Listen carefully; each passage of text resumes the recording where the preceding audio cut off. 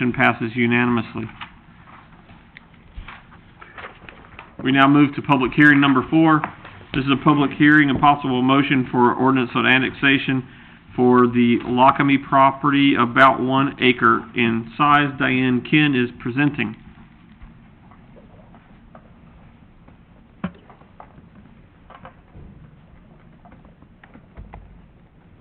All right, good evening. So this property is located off Twin Creek Road.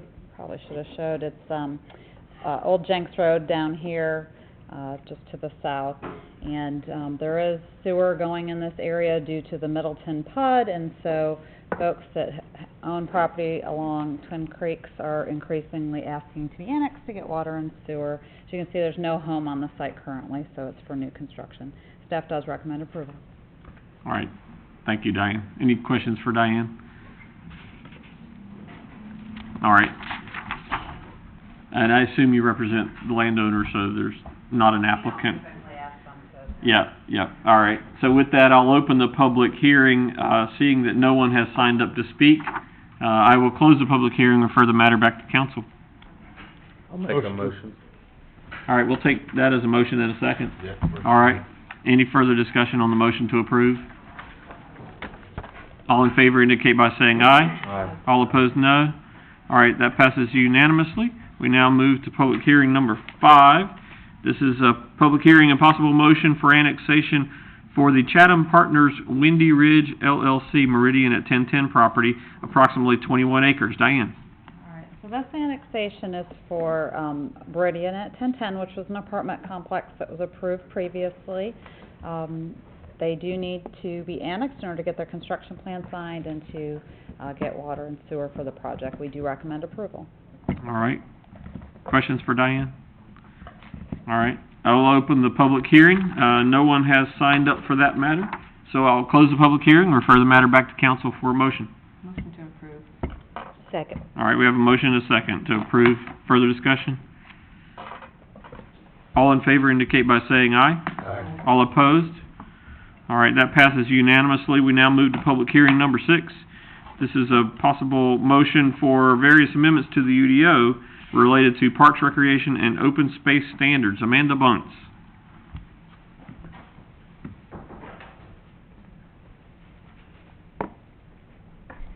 Good evening. The first set of amendments are related, as you said, to Parks, Recreation, and Open Space. And this looks like an intimidating set of amendments, but I promise you it's not that bad. And I'm going to break down what the proposed changes are. Primarily the changes are reorganization to better reflect current practices and make the standards easier to use both for staff and for the public. To start off, we are proposing to change the name of Section 7.3 to private recreation and open space sites, and basically almost all of the standards that are currently in Article 7 would move to a new article, Article 14, to be titled Parks, Recreation, Greenways, and Open Space. And this is to reflect that these standards apply not only to subdivisions, which is what Article 7 deals with, but also to residential developments that are major site plans, apartments. So this will put those standards all together in Article 14, with the private play lawn standards being the only section remaining in Article 7. And there are no changes proposed to the private play lawn standards.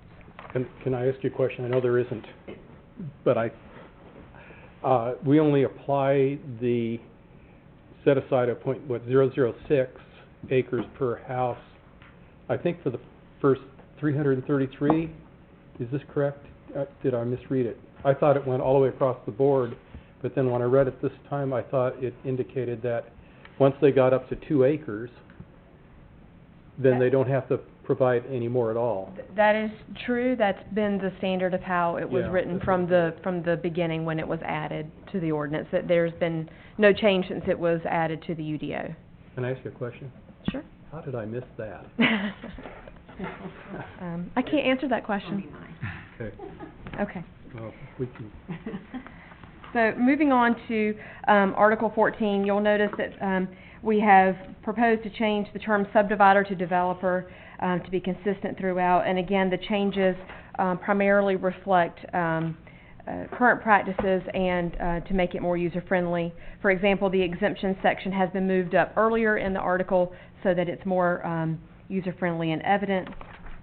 I will point out there is some new wording in the section regarding developer proposal, and that is related to how we currently operate, requiring that all land to be dedicated, easements to be platted, and all greenway trails to be constructed must be shown on the master subdivision plan or major site plan, and that we get detailed drawings for all improvements, including plan and profile for greenway trails, and those are required for construction plan approval.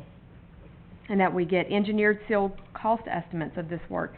So that way we know when they're getting building stuff for for credit against the fee in lieu that we're getting the value of what we has been proposed. I believe that's I will point out one other section that I think is important to point out. We are proposing to delete a section that dealt with projects submitted prior to May 20th, 2008. That was a transitional provision. It's no longer necessary, so we are proposing to delete that. And the rest of the changes in Articles 2, 6, and 7 are section name and number updates based on the changes previously presented. I'll be happy to answer any questions if you have them. Other than mind reading questions. Thank you. Anything else? No, I'm very good with Okay. this, actually. All right. I'll just comment, I'm really glad that the discussions on the table moved up, because I think I have a bad memory, and I think I had to search that out 2 or 3 times before I finally realized it was after the table, and how to use the table. So that's great, and I think everything that was done here is a good thing. So, may I make a motion? After we have a public hearing, I will give you the floor. All right. How's that? Or at least loan it to you. I can't wait. All right, with that, I will open up the public hearing. I see no one has signed up, so therefore I will close the public hearing and refer the matter back to council. You have the floor, Councilman Jensen. Thank you. I'd like to make a motion to approve. All right, we have a motion to approve. You got a second? All right, we have a motion and a second to approve the UDO changes. Any discussion on the motion? All in favor indicate by saying aye. Aye. All opposed say no. All right, that passes unanimously. Thank you. And now we move to public hearing number 7. Public hearing related to UDO amendments, not related to Parks and Rec directly, Exactly. right? All right, Amanda, you've got the floor. Okay. So Told you it was alone. there are 8 separate UDO amendments in this staff report, and I'm going to pause after each one to ask questions, and we'll answer those as we go along. The first 2 amendments are requested by the Planning Committee, and the first deals with the amount of parking that's required for townhome developments. We've discussed this before. It was presented to council, referred back to Planning Committee. We worked on the numbers a bit, and the proposal is for townhomes and townhomes detached to require 2 spaces per dwelling unit, plus a half space per bedroom over 2 bedrooms, plus a quarter space per unit for guest parking. So essentially, we're adding parking for those townhome units that are 3 or more bedrooms. All right, questions on that one? Makes sense to me, I guess. What's driving this change, just based on experience? Experience, Yeah. complaints that our police department gets, Yeah, enforcing okay. parking issues, primarily in neighborhoods with single-car garage townhomes. I see that myself, problem. Okay, thank you. Okay. The next amendment is to the buffer table. Again, this was also presented to you some months ago, was referred back to Planning Committee, and I'm going to do my best to summarize this table, which is always fun to look at. So we are proposing to move the instructions for how to use the table to precede the table. Seems to make sense. And in the table, primarily the changes to the table deal with the buffer widths and opacity between residential uses. And along with this, we have proposed a larger lot, single-family detached lots is 12,000 square feet and greater to become a Class 1 use, which is the least intense use. And so that way we can reflect a greater buffer width in some cases when it's developments are adjacent to large lot residential. There are no changes proposed when there is non-residential adjacent to non-residential development. No changes were needed there. I will point out there are several changes in the footnote section where any use that's Class 1 through 5, which is most uses, is adjacent to railroads. We are proposing that there be a 20-foot Type A buffer along the railroad right-of-way. We're finding a lot of developments providing a buffer anyway, but this would require at least a 20-foot Type A buffer adjacent to railroads. Along collector streets, which is called our street front buffer, the primary change there is for residential developments. The opacity would increase from a Type D buffer to a Type A buffer. And the exception would be if there's an alley-loaded home that faces a major collector, then the opacity would remain at D. And then for our thoroughfare buffers, for an undisturbed buffer, the opacity would increase from an E to a B for residential uses, again with a similar exception. If it's an alley-loaded home where the front of the house faces the street, the opacity would remain at an E.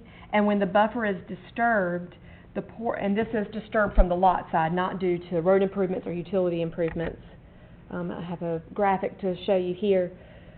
The disturbed portion would be planted to a Type A buffer, and any undisturbed portion would be planted or supplemented to a Type B buffer. And you can see this is the area for the plantings. We typically have a 20-foot utility easement along the right-of-way. And this is what the buffer would look like from the street, with the anticipated growth in 3 to 5 years being outlined in red here. And then, along with the buffer changes, for the Type A buffer, which is our most opaque buffer, we are proposing to allow a fence to be installed along the buffer, which would reduce the amount of shrubs that would have to be planted. We still would require shrubs, but it just gives another option to developers. And that is a very quick summary for the buffer changes. I'd be happy to answer any questions that you may have. Anyone? Very good, Yes. by the way. Thank you. I like the example diagrams as well. Those are very handy. Yeah, Steve Yates in our department created those, and he did a great job with that. Yep. It's very helpful. Thanks. All right. The next amendment is just to clean up some terminology. We no longer use the term town engineer, and so that reference will change to town water resources director or public works and transportation director as appropriate. I'm assuming no questions on that. Great job. The next amendment is to specify retaining structure materials in residential and non-residential uses. Generally, it's been assumed that for most development, masonry product will be used. What we want to prevent and specifically state as prohibited is wood lag retaining structures, which this is a wood lag retaining wall under construction. So we're proposing to prohibit that for all uses and specify that for single family, either wood or masonry materials are permitted, but for all other locations, then single family masonry materials shall be used. Any questions there? Is that just because of wood rot? Primarily appearance-wise, and more of an aesthetic and long-term masonry, the benefits of masonry over wood. Okay, Amendment 5.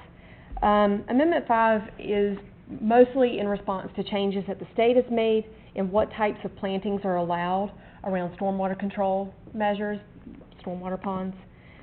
They have really scaled back the types of plantings that are allowed on the slopes of these ponds, and so we are proposing to reference for planting, for permitted plantings, just reference the standard specifications in standard details, and the North Carolina Department of Environmental Quality Stormwater Design Manual, as opposed to our Design and Development Manual. Related to that are changes to categories of RCA. We are proposing to add planting standards for areas that are non-vegetated. They've either been graded or there's nothing there now. It was a farm field, there's no trees. Specific planting standards so that those areas can count as RCA. And then finally, amending the portions of stormwater control measures that can count as RCA. Currently, if it's planted to, the goal was if it looks like our stormwater pond here on campus, which is beautiful, then it would count as RCA. That was the initial idea when we allowed stormwater control ponds to count as RCA. That was the goal. Obviously, that's not what we are typically getting. The picture on the bottom is an example of a wet pond that was designed to be RCA, planted to our design and development standards. It's still relatively new, hasn't had time to mature like our pond here on campus. But unfortunately, the state doesn't allow these types of plantings anymore, and so what we get is what we have out at the nature park, and this is what the state allows, just turf grass above the area where the aquatics are planted.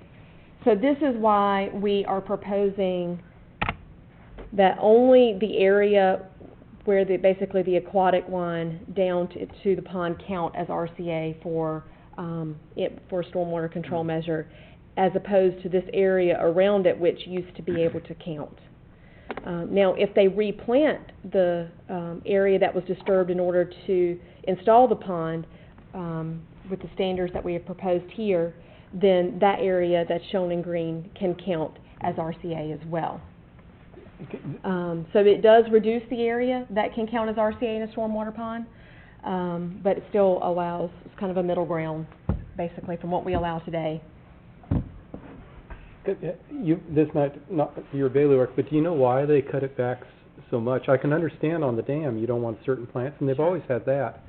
But around the pond, you want to have trees grow up to shade the water and stuff like that. It doesn't make sense. I can't explain why the state made the change. I know that. I apologize. I kind of thought that would be the case. Who the heck knows what those folks are doing? So, All right. Thank you. Your previous picture, I'm curious, can you go back a slide or two? yeah. One more. Where's that top pond, where is that one at? Is that in our town? It is in Apex. This is a pond that was not, I just kind of threw that one in for good measure. It was not proposed to count, it did not count as RCA. It's just a pond within the development, and they have planted a few trees voluntarily along the residential side. I mean, eventually when they mature, it will be nicer to look at from those homes. But you can see the difference. This is what you have to do in order to count a pond as RCA, well, until the state changed its rules. It's unfortunate. Okay. The next amendment is simply to remove a standard. It's related to lighting plans. We no longer have a minimum level of lighting required in our UDO, so there's no need for a plan to show a depreciation factor. So we're proposing to remove that phrase.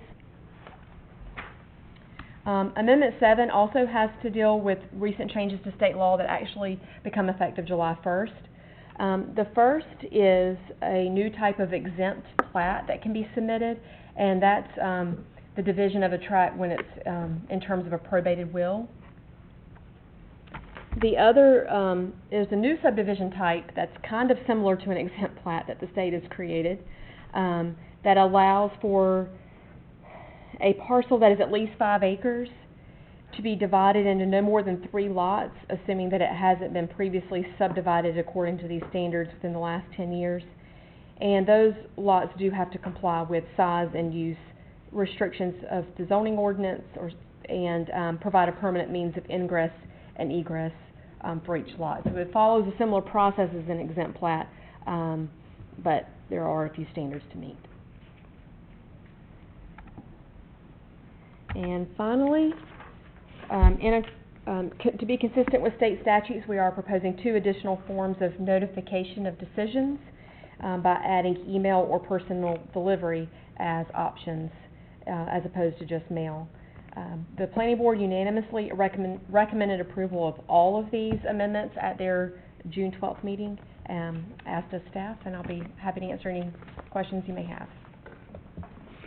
Notification of decision on like an annexation, or what does that refer to? Primarily, it's quasi-judicial public hearings. The decisions, we are required to mail or inform the applicants and anyone else who has requested the outcome of the meeting. State law requires us to notify them of the decision, and right now, mail is our only option, but state law allows email and personal delivery as options as well. So with the email, do you have to do a read receipt, or do you have to confirm the person opened the mail and read it?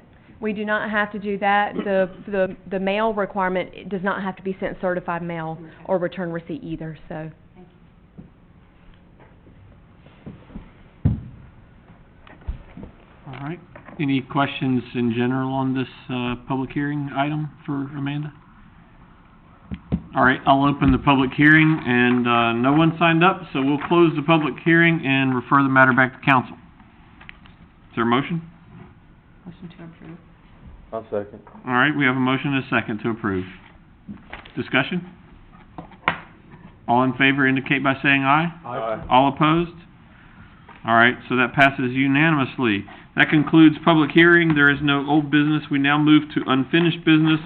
Following up on the council's discussion earlier in the year, we've got some information on a turnkey solar photovoltaic system for the Public Works Operations Building and Public Safety Station number 5. Mr. Town Manager. Thank you, Mr. Mayor. You have in your agenda packet, cover sheet provides the information. Council gave direction to staff to develop an RFP for solar photovoltaic systems for the new fire station that we don't quite own yet, and the Public Works Operations Building. That RFP was developed, mailed, as you can see in the cover sheet, to a dozen vendors. We received replies back from just a handful of vendors, actually 6 to be exact. You have the bid tabulation there, so we know who the lowest responsive bidder to the RFP was. What we're looking for from council tonight is some direction. You wish to continue to pursue installing solar on these 2 buildings?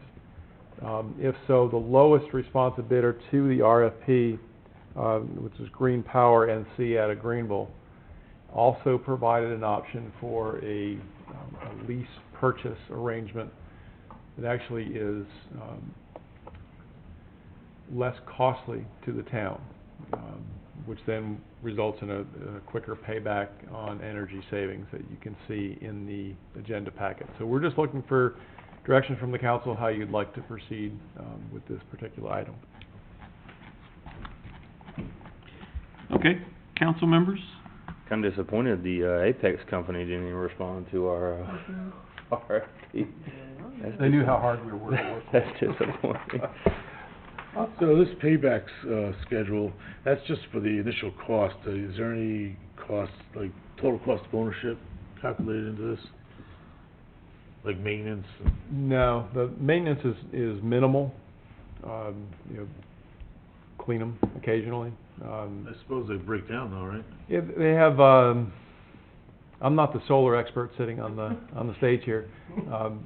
We have someone that's more versed I in can that. give it a try. I'm not an expert either, but I'll do my best.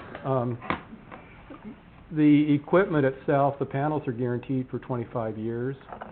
The other major part is the inverter, which takes the DC electricity and converts it to AC and matches it up to the line. Those are guaranteed for 12 to 15 years, and you can buy an insurance package for on up to 25 years.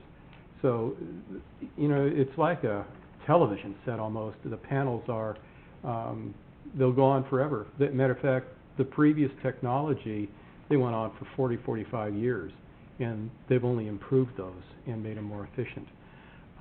There is really no upkeep as long as there's a good thunderstorm from time to time to wash them off. The buildings that we're putting them on have a fairly good slope, so they basically keep themselves clean. I helped a friend put one in probably 6 years ago, I guess now, and they've had no problem, believe it or not, even though was involved. And it just runs on and on. So there isn't an upkeep problem. And it just, it's a very mature industry at this point. They've So been the around lease is forever. cheaper than the purchase payback? The lease is cheaper than the purchase.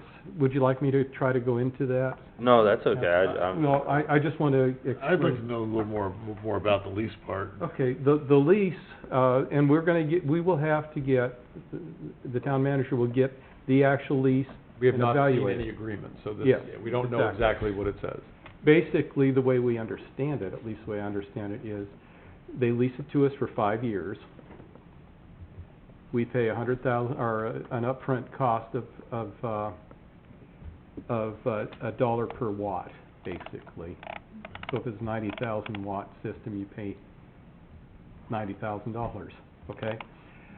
And that covers the lease for the 5 years, is the way they're proposing. We have no responsibility over that 5 years whatsoever, period, is the way I understand it. At the end of the 5 years, we have an option. We can have them take it down, or we can buy it for 10 cents a watt. Well, I can figure that one out. We're gonna buy it for 10 cents a watt. And by the time you're all said and done, we would save $84,000 on this program. Now, I know the town manager wants to have our legal staff look at this, and that's what might well be proposed tonight, to make sure that that lease purchase program is legal. It's a little bit new, the way I see it, and we need to make sure that it is airtight. And that, so we would not be, the town manager, we would not be asking to purchase it tonight. What we would want the council to do is provide direction. Do we want to buy it outright and look at that, or do we want to do the lease purchase? I think it's a no-brainer to do the lease purchase, but before we do, we need to look thoroughly at programs. So the proposal would be to run this into our legal department, have them go through it thoroughly. We'll get their proposal for the lease program. We'll go through that completely, and then we'll come back to council to make a decision. So question, this blue line and the red marks on it, the blue line represents the energy cost savings Correct. for us, and if we lease it, the break-even point is at 8-year mark roughly. Yes, sir. Okay, and then after the 8-year mark, if we chose to do the lease, then it's, Net saving. yeah, okay. It just, yeah, at that point, it turns. Yeah, And yeah. We're positive from where we were. Mhm. Even at 14 years, these things, as I said, are guaranteed for 25, so and the longer they go out, the better your return on investment is. I don't mean, I'm a little suspicious, that's all. Number one is, why is it such a good deal to lease it? Means to me, I can explain that to you. yeah, okay. I had the same Doesn't really question. add up to me. Okay. There's an X factor. It's what they Okay. used to call a public-private partnership. The partners, the private partners, which is as we understand it, is we I've don't not know. had any conversation, so. Yeah, we don't know, and that's the other part that And we're you're gonna look get- into this too, we're right? gonna get Part of to. the exploration. No, process. the private partners can get a tax credit and Correct. and they get Yeah, to, and they get to depreciate it like any business. Okay, Okay. so, If I could give a short version of that, I think basically we would not be able to apply for a larger governmental grant, but a private firm can, and therefore they can turn around and offer some of that back to us exactly. as for a lower price unit. So that's where, because my instinct when I saw this, that felt backwards to me, because I know if I go lease a car and then I decide to buy it, I've paid more in the long run, right? Exactly. So I was expecting these to be reversed, but that's where the X factor is that we would not be able, as a government organization, to qualify or apply for a larger governmental grant of some kind, Okay. whereas a private company can. Basically, a tax credit Mhm. is a grant in disguise, in my opinion. Mhm. And it's unfortunate that the federal government will give a grant in disguise to the private industry, but we can't apply for a grant. Right, and It makes no sense. right, And I've the, tried and tried to change that. the other piece of that is, if you ask the question, why would they price it this way? Well, the obvious reason is they would prefer us to do the lease payback, because then they can go ask for the grant, and then they share that back in the form of a lower price. Okay. So that's why we got the bid like we did. That's my speculation. Certainly, the proof is in the eating of the pudding or the reading of the contract, and we'll know more if the council wants to move forward. The other question I have, thank you for that clarification, is you just mentioned that during the first 5 years, if we do a lease, we'd have no responsibility during that 5 years. What responsibility are you referring to? Like, what happens after the 5 years? What responsibility do we have then? Well, they would manage it if there was a inverter that flipped out or something like that. They would take care of, my understanding, we don't have a contract, but if it's a lease situation, we sit back like an apartment, like you're leasing an apartment, and if the roof leaks or anything happens, the landlord has to come in and take care of it. Well, that's what they would do. We would just sit back and say, hey, your thing isn't working or something's wrong here. If it happened by chance to get hit by a bolt of lightning, these are actually fairly bulletproof for that even, but That's what you're gonna look into, though, if we give you that's what we'll information check, tonight. exactly. Because I'm also a little suspicious that they're maintenance free. These kind of things, to me, there's something prime to failure. I don't know. I've heard of them. But You know more than I do, but I've heard stories where they fail and. They have had certain things, like they have micro inverters put on these things, and they did have problems with those. It was a technology that wasn't ready for market at the time, so there was feedback on that sort of thing. But overall, they're rock solid. To be clear, this RFP was for stationary panels, Yep. right? Because the tracking type have been miserable failures in lots of places. Just ask SAS. Okay. And you were involved with that. Not the bad part, to try to help them fix it. Yeah, we came in to see if we could rescue them. Yeah. Tracking, you mean like it tracks with Track the sun. Oh, okay. I know Yeah. people that have that too, and I don't know one way or the other there. Yeah. Okay. And they don't But- do tracking hardly anywhere anymore, and the reason is the cost of the panels have Yeah. gotten so cheap that you can add another 10 or 15% Just have more panels. panels Yeah. and not have all the tracking nonsense, and it's cheaper. It's cheaper just to add some more panels. Okay.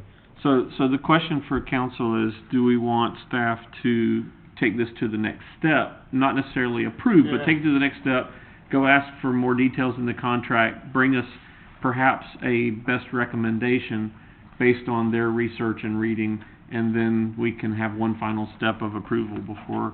Yeah, and frankly, I'm okay with moving forward, but I'd like to see more anecdotal evidence that, people who've actually tried this and what their true experience was. Like, does it really cost them nothing for maintenance, or, something does not sit right with me on this, that's all. Yeah, That's all.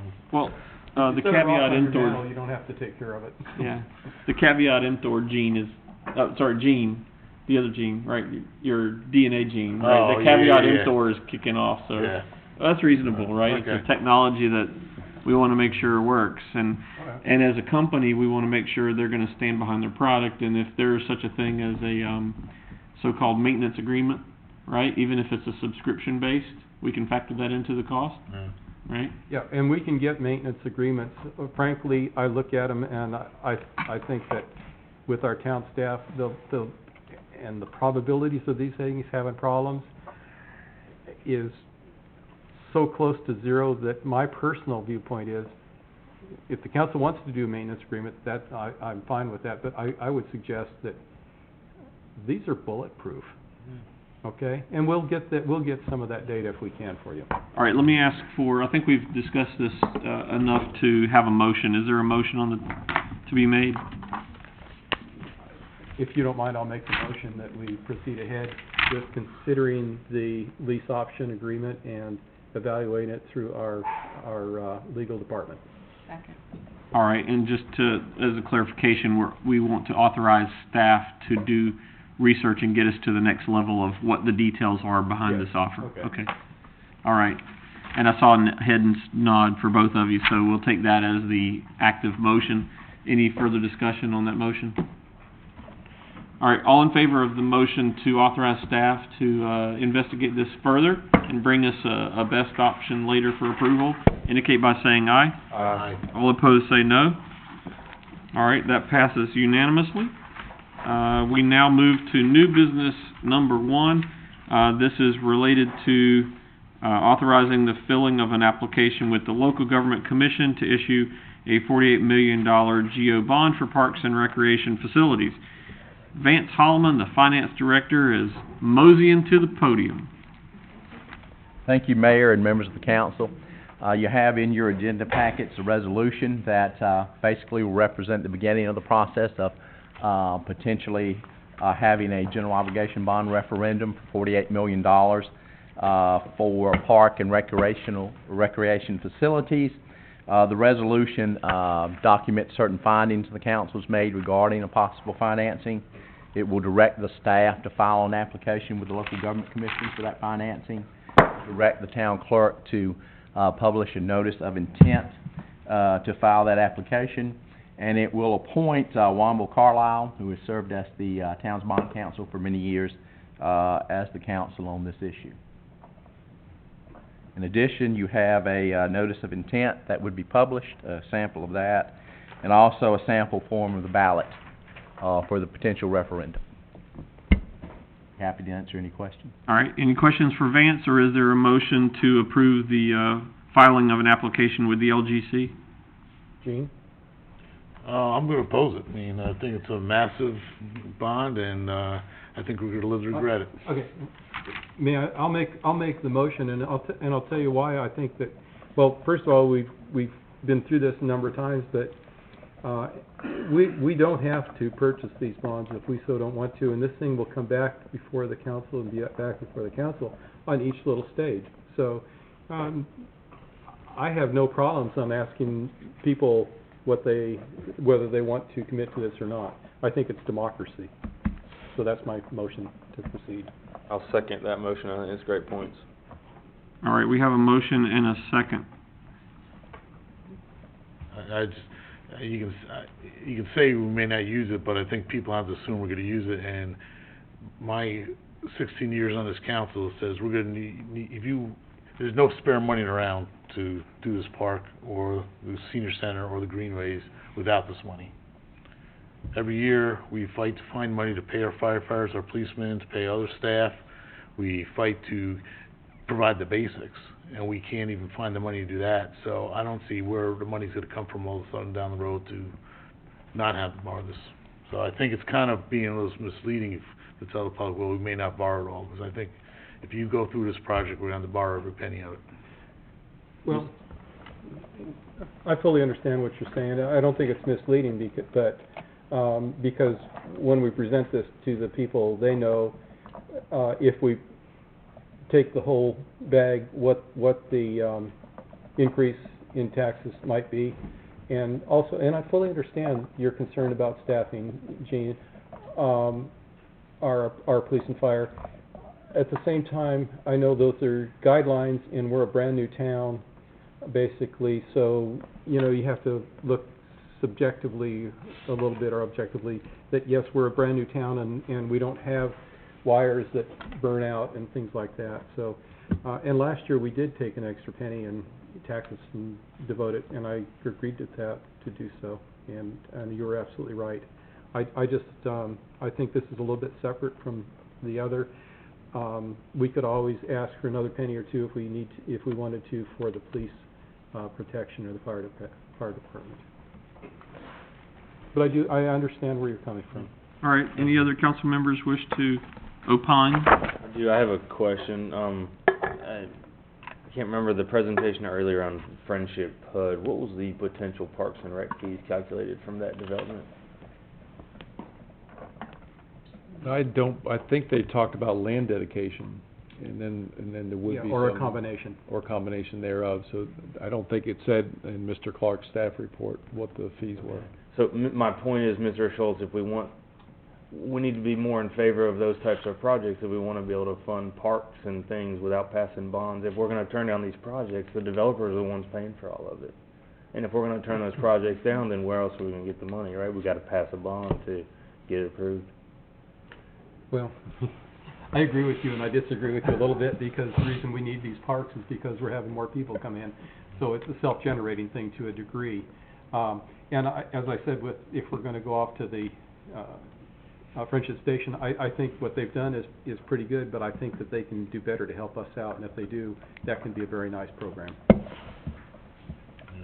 And this is not the end of we have severe park needs. Now, this is just one park, and as we grow, we're gonna need more parks.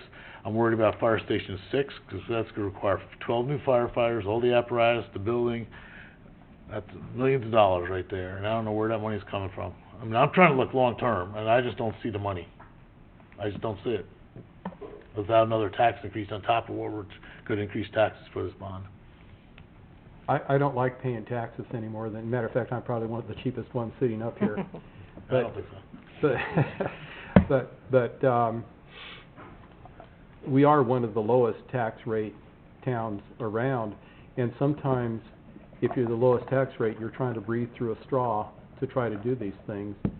And we do need to say, folks, through a referendum like this, do you want to do this? Are you willing to pay for it? Because everything comes with a bill, no matter what it is. So I just think it's a good way to go, and it spreads the payment out over 25 years to the people who are going to be using it. I agree, if we're gonna pay for something, I agree the bond's the right financial instrument there. And the other thing I'll say is I think, some people think I don't think we need all this, and there's not a need. I clearly acknowledge there's a need. I just don't think it's a priority need. Appreciate that. Any other discussion before I call for the vote? I'm not gonna repeat anything that was, said in support of the bond. I will say that these priorities from my understanding, the priorities didn't come from people sitting here, they came from the people, who are in Apex. So they were identified years ago in a plan, and then they continued to come up, in conversations and emails and face-to-face talks with folks. So they were identified by people who took the surveys and answered questions and who respond and talk to us about things. Instead of just deciding to go ahead and do those things, we are doing this procedure, like Councilman Jensen mentioned, of going back to the people again, saying, is this what you've identified? Is this what you'd like to do? So putting it on the ballot is giving someone another shot at a voice. And then the folks can determine whether this is what we really want to do, and it's spread across a lot of people over a number of years, while this town is growing in different ways, and while we attract people to come to be in public safety and other things. First responders also includes our folks who do water and sewer for us. So there are a lot of people that work for the town that aren't just those public safety needs that make you a town. Also, but we've got to be able to attract the people to come here to do those jobs, and also their families or spouses to come here too. And I think one of the reasons people come here to work is because there's other things in the town. So I'm in favor in this based on the expertise from the people who know a lot more than I do about bonds. One person is standing in front of me. And I find it very ironic that tonight the mayor declared July a Parks and Rec month, and the things that were listed about why parks are so valuable to a town, and I couldn't write them all down as he was talking, but property value, crime reduction, environmental issues, protect the groundwater, economic impact, quality of life, as you just said. And when I look at these things, this is what made Apex #1, and this is why people want to live here. And because people want to live here, we need to provide the parks for them. And I like what you said also, Ms. Dozier, that the fact that people, this is what their priorities are. We've heard it over and over again. This is what they want. It's not us. All right, having heard from everybody, I think it's time to call for the vote. All in favor of the motion to approve the authorization of the filing of an application with the LGC, please indicate by saying aye. Aye. All opposed say no. No. All right, that motion passes 4-1. Thank you, Vance Holloman. Appreciate the time that you've put into this. Now we will move on to new business number 2, possible motion for Linden Master subdivision plan It's approximately 87 acres. Liz Lofton. Linden Master Subdivision Plan. The proposed subdivision is off Pricewood Lane, located on the north side of Olive Chapel Road, east of the Woodward subdivision. To the north is Sweetwater, and to the west is Smith Farm. The property is zoned Plan Unit Development Conditional Zoning. The proposed subdivision is consistent with the 2030 land use map. The site consists of 7 residential parcels. 5 are existing single-family homes. 2 properties are undeveloped and wooded. The applicant held a neighborhood meeting on February 27th, and they are proposing 200-lot subdivision with a density of 2.3 units per acre. 3 points of access are proposed. The primary access will be on Pricewood Lane, which intersects Olive Chapel Road. The secondary access will be through the Sweetwater development to the north along Haas Avenue to the planned section of Richardson Road. Vehicle connection to Haas Avenue must be completed prior to recording the 51st residential lot. The third point of access will be on Rock Island Drive connecting to Woodward subdivision. The Parks and Rec Commission reviewed this project at their September 28th, 2016 meeting during the PUD process and unanimously recommended a fee in lieu. The fee rate is based on the February 2017 PUD approval. In addition, they recommended the dedication of a 30-foot public greenway easement and construction of a 10-foot wide trail connecting to the Reedy Branch Greenway to the north. The proposed subdivision is required to provide 1 acre of private playlawn. The subdivision proposes 1.3 acres of playlawn distributed in 2 locations in the neighborhood.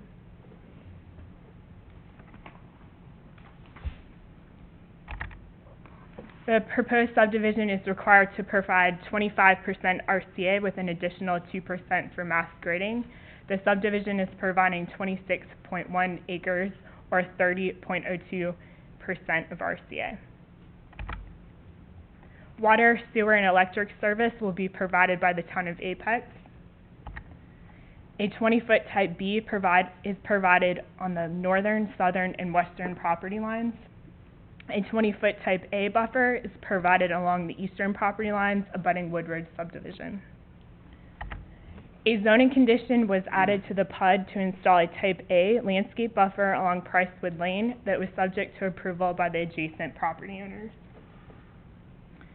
The owners of 2412 Olive Chapel Road have provided a letter dated June 6, 2017, stating they do not wish for a type A landscape buffer to be installed on their properties, and that letter is included in the staff report. The elevations are consistent with the PUD. Planning Board did recommend approval, and planning staff can recommend approval since the subdivision is in compliance with the standards provided in the UDO and approved zoning conditions. I'm here to answer any questions that you may have. Go back to those elevations, please. They slab on grade, I can't tell. They look like they... I don't think there were any of those on this subdivision, is that correct? I'm not seeing any steps.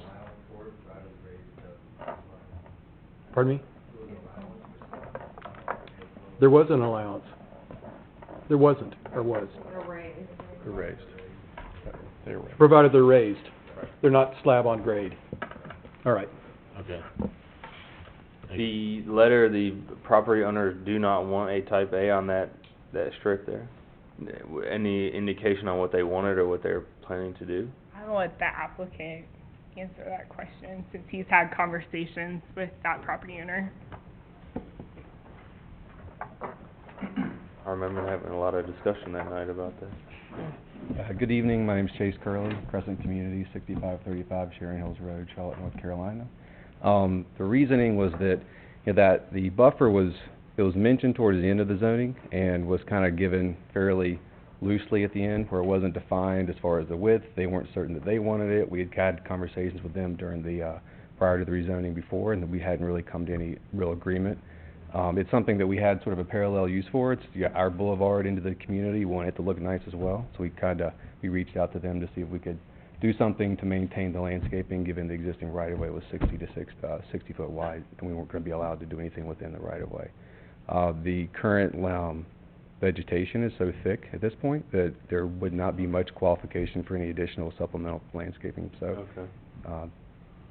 They were satisfied with what was there now? They weren't certain what they were going to be getting, there was just a lot of confusion towards the end. Okay. I have a question related to the third access point, and I thought during our discussion and related to transportation that there was not going to be an access point to Olive Chapel Road. Am I remembering that incorrectly? I believe so. So how did this end up on the plan then? I think you're remembering it incorrectly. Are you sure? Yes, it is a different project. It's one to, I'm sorry, What? one to the west. I can't see it on here, okay. Yeah, it's down this way, I think. Right here, adjacent to Yeah, it? it's the adjacent down there or something. Got it. It connects into Smith Farm. Got it, thank Yeah, you. yeah. What is the, this is not for you, thank you. What is the potential Parks and Rec fee on this one? It was per unit, right, 200 units? It's based on the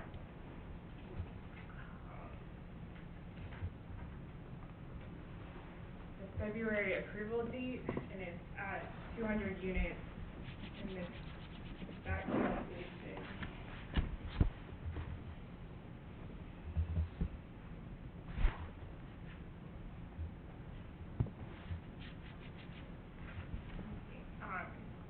$3,000 and some change per lot, so let me get the exact. I got it right here, yeah. So it's like 600,000 roughly. That's 3,000 times 200. Yeah. 600,000, plus or minus, right? Plus. Plus. Plus, I don't have that number in my head either. Okay, all right. I was just curious, thank you. All right, there's, there's the presentation. Any, discussion leading to a motion? Make a motion, we approve. Second. All right, motion and a second to approve. Further discussion on the motion to approve. All in favor indicate by saying aye. Aye. All opposed say no. No. All right, that passes, 4-1. Thank you very much, and that takes care of new business. We have no closed session, no work session. Before I call for the adjournment, since we have finished our agenda, I want to make sure that there's nothing else that needs to be addressed tonight. Mr. Town Manager, anything? No, Mr. Mayor. No meeting next. There is no meeting July the 4th, and we will have our next regularly scheduled meeting July 18th. All right, thank you, everyone. We are adjourned.